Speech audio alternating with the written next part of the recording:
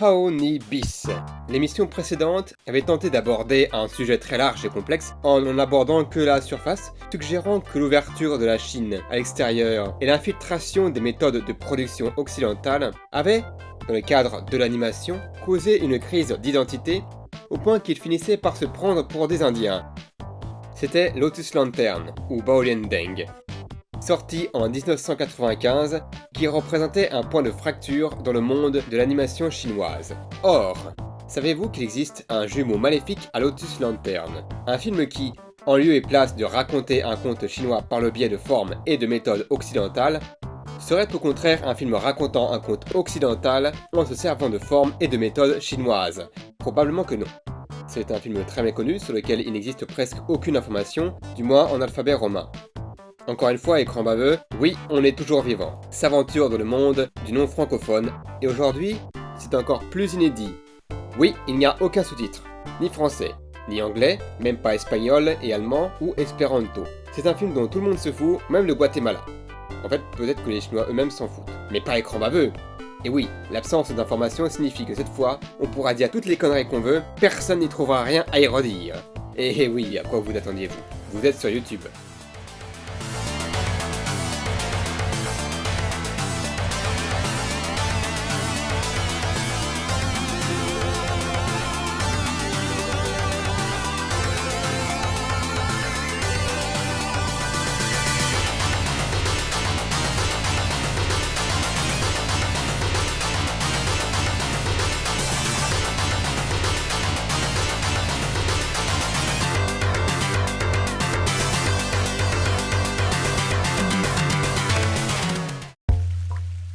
Dans les années 80-90, le public chinois ayant découvert l'empire Disney, lesquels produisaient alors des films de grande qualité, le public chinois a alors commencé à s'éloigner de l'animation du style national par comparaison.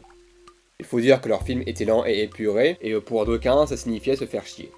Le studio d'animation de Shanghai, studio historique, s'est retrouvé obligé de changer avec les temps. Lâchés dans un climat de concurrence commerciale depuis la décision du gouvernement de ne plus les soutenir financièrement en 1995, les studios de Shanghai ont mis en chantier un ambitieux film d'animation nourri d'études de marché.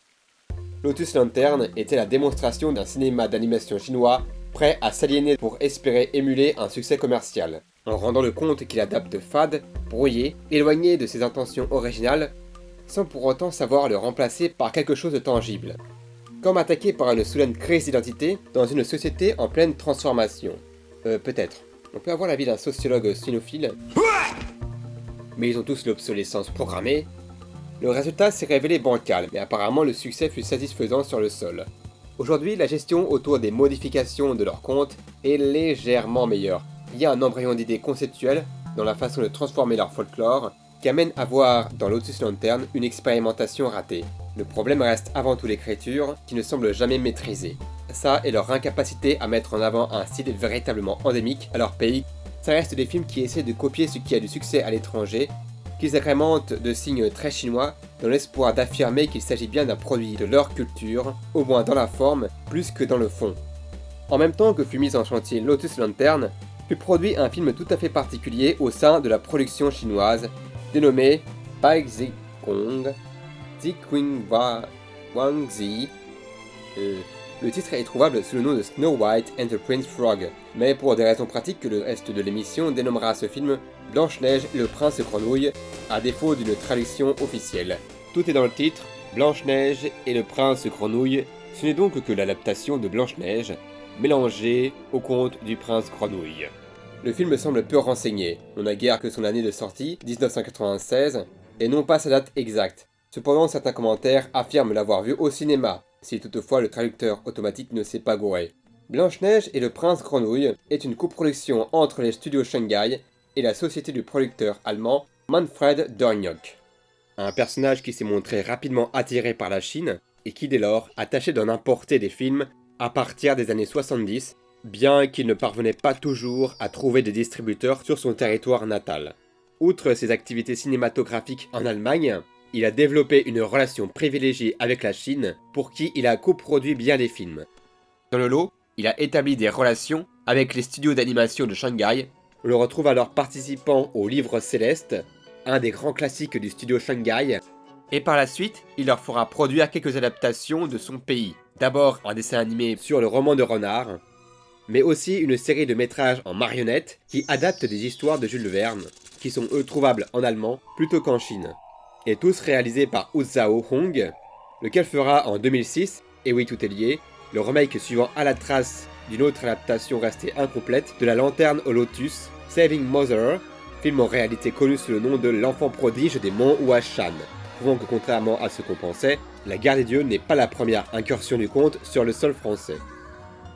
Blanche-Neige et le Prince Grenouille semblent ne pas disposer d'une sortie allemande, ou alors c'est qu'elle est ultra confidentielle. Il semble donc que Durniok n'ait pas pu la poser en son pays d'origine, malgré un sujet plus accessible. Le film n'existant certes qu'en chinois non sous-titré, la connaissance du ou des contes tels quels devra permettre de suivre le déroulé sans trop de problèmes. Les images sont suffisamment explicites, à moins bien sûr que les dialogues ne cachent des différences inattendues. 我是白雪公主。那你为什么不待在王宫里，大老远上我们这儿来呢？ Ce film est en quelque sorte à contre-courant. Au lieu d'adapter des légendes chinoises dans une forme occidentale comme cela allait devenir la norme en Chine, il choisit au contraire d'adapter un conte occidental dans une forme chinoise. C'est un cas rare, il ne semble pas qu'il existe beaucoup d'autres tentatives de ce genre dans l'animation du pays. Car ce qui était la base des préoccupations des animateurs d'alors et même d'aujourd'hui vient de leur propre sol, si l'on accepte les autres collaborations avec Manfred Durniok. Il est donc indéniable que le sujet ait été proposé par Durniok. Le film adopte une technique endémique au studio et considéré comme faisant partie de cette fameuse essence nationale qui a préoccupé les animateurs au cours des années 80, le papier découpé. Sur ce secteur, ils avaient une grande expérience. Si bien des animateurs ont déserté vers des studios de sous-traitance où le salaire était meilleur, d'aucuns ont préféré rester fidèles à Shanghai plutôt que trahir. Et bien que le dit studio ait été occupé à la télévision ou au film Lotus Lantern, les animateurs ont continué envers et contre tous à produire un film dénué des nouveaux progrès des temps modernes. Le film est chapeauté par Quyen Yunda, un vétéran du studio qui a dirigé bien des courts-métrages comme le classique Red Army Bridge ou encore co-réalisé Le Livre Céleste. L'inspiration visuelle tire certainement vers l'Europe. Ils ont fait des recherches dans les représentations moyenâgeuses en ce qui concerne les costumes et les décors, qui sont très soignés. On peut penser que Disney a eu de très légères influences. La scène de l'introduction des nains partage une ou deux ressemblances visuelles, et comme dans la version américaine, c'est Blanche-Neige qui décide de son propre chef de faire le ménage chez les nains, contrairement au conte. Les deux films restent très distincts. Le papier découpé limite la mise en scène à des plans de côté. Les personnages sont constamment de profil et filmés de manière frontale, de loin, dans une forme théâtrale. La différence par rapport aux précédents films du studio est que le rythme est plus élevé et moins contemplatif. Cependant, tout ce qui est costumes, décors et petits animaux est du niveau attendu des artistes de Shanghai, c'est-à-dire magnifique. Et l'animation est tout aussi maîtrisée, ce qui prouve que ce n'est pas un film fait par-dessus la jambe. La musique elle-même n'est pas tellement européenne. Elle semble en vérité plutôt russe, voire très inspirée de Tchaïkovski. Peut-être. Là on manque de références. Enfin mettre dans le même sac le russe, l'européen et l'américain, ils sont essentialistes ces asiates. C'est à cause de leurs yeux plissés qu'ils font pas la distinction. Pour le coup, il s'agit là de digérer ces inspirations et non de les émuler. Ce qui est dommage, c'est que le dessin des visages soit un peu maladroit. Comme s'ils avaient eu du mal à bien représenter le style. Les personnages sont en effet un peu moins jolis que le reste. Ça, c'était la monarchie et je t'ai dit. Mais maintenant, il va porter fatal. Oui. Allez, je pars triompher une nouvelle haine avec mon physique de près. Bon, les rois et les belles-mères, ça fait pas bon ménage. Ce qu'il va trouver, c'est une galette d'or faite. Alors, on va pas vous raconter Blanche-Neige 3 fois, hein. Qui ne connaît l'histoire de cette cruche qui arrête pas de se faire avoir par des objets empoisonnés, alors qu'on lui répète à chaque fois de faire gaffe à la camelote qu'elle achète. Pigeon.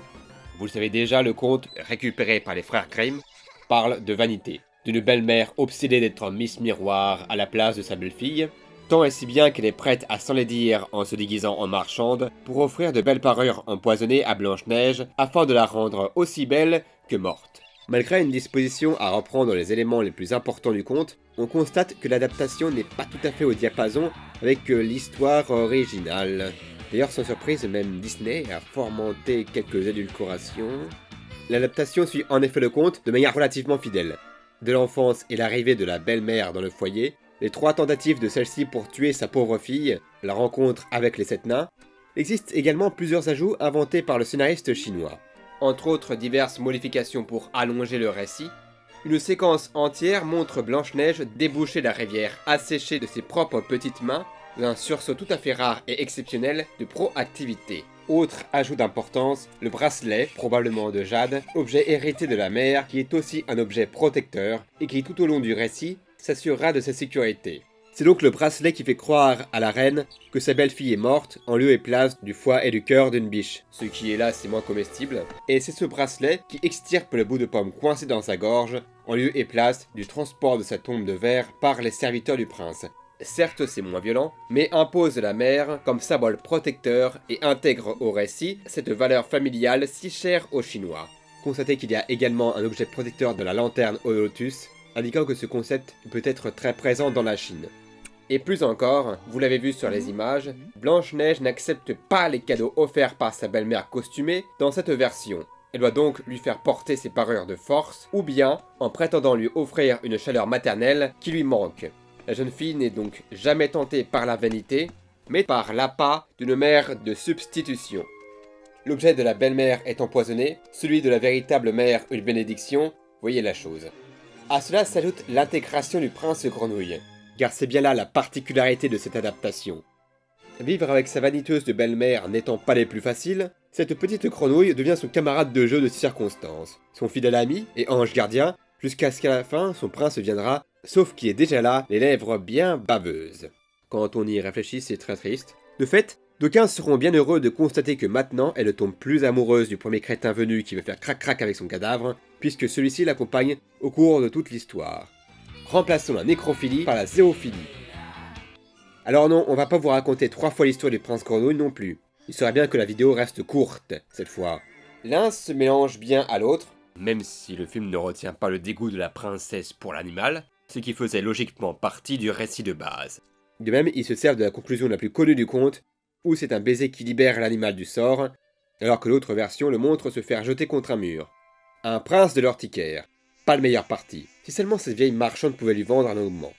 La présence de cette grenouille fait cependant doublon avec les nains, dont le rôle narratif était de sauver Blanche-Neige de ses multiples empoisonnements. La grenouille les remplace dans ce rôle, les reléguant au cœur antique. On peut estimer que Blanche-Neige et la grenouille cèdent mutuellement, d'une manière ou d'une autre, définissant la configuration du couple, là où le conte original mettait les nains dans le rôle paternel. Tous ces menus détails changent le sujet du récit, pour le déplacer vers les liens indéfectibles du sang, altérant le conte pour lui redonner une signification très chinoise. Il se réapproprie le récit, qui de plus amalgame 2 des contes occidentaux les plus célèbres. Blanche-Neige pourrait être en effet le champion du conte occidental, puisqu'il a servi le sujet au premier long métrage de Disney, ce qui en a aussi fait un film séminal dans le domaine de l'animation. Se réapproprier un tel sujet dans le contexte de la Chine des années 90 est donc particulier. C'est comme une réponse envoyée à l'industrie contre les changements qu'elle subit, voire même une contre-attaque. Ça n'aura pas eu beaucoup d'effet, l'industrie autour continuant cette transformation en ignorant l'assaut de Blanche-Neige. Si ce n'est en soi qu'un petit film, une adaptation assez efficace de Blanche-Neige, il brille avant tout par ses qualités plastiques, et son intérêt vient peut-être plus du contexte. Fruit d'une collaboration avec l'Allemagne, qui a dû leur proposer le sujet, le film reste un produit chinois dans l'âme, que ce soit dans la forme ou dans le fond, alors que l'époque voit l'animation chinoise être petit à petit modifiée pour convenir à un marché envahi par des produits étrangers. Un objet particulier, à contre-courant avec ce qui se produisait à la même époque, qui montre une autre idée de comment gérer les influences venues de l'extérieur sans jamais se perdre. Sinon, Écran baveux a reçu le faire-part de mariage du roi et de sa future épouse. Le vaisseau se dirigera donc vers leur pays natal de Hyrule. Or, le voyage ne sera pas sans complications, car Écran baveux, tel Christophe Colomb, c'est perdu. Mais que croyez-vous? Ici, on s'inspire d'Écran. Il faisait 1m70.